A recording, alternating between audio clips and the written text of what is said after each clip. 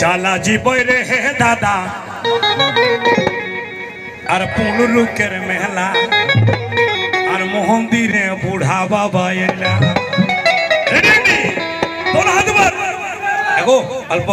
কারমার রকম হাত গিলা ধরিয়ে বিড়ি ছেলে গেলে 5 ছটাই দেখছি আজ কেমন আছো ধর বিড়ি বুড়ি গিলা ধরো গো রেডি রেডি 1 2 3 4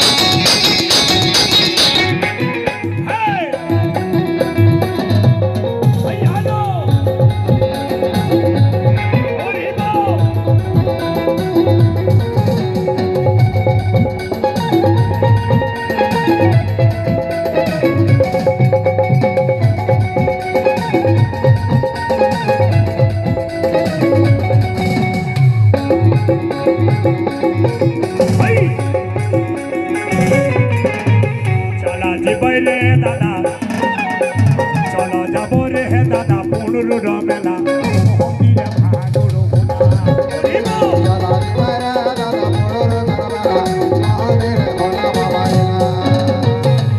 আর এই মেলায়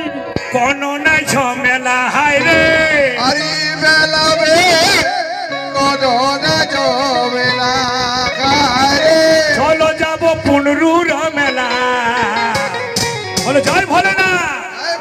বুড়া বাবা কি রেডি বাবু রেডি আরে চালা জি পাই রে দাদা মাননি চালা জি পাই রে দাদা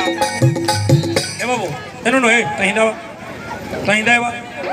মহিলা দেখে টানা এখানে এনুনি ও বুড়ি গেলা গো কখন না যাবে নদীতে এইখানে ভোলা বাবার বুড়া বাবাকে দেখা উঠালে হাত আর চালা জি পাই রে দাদা কোন লোকের মেলা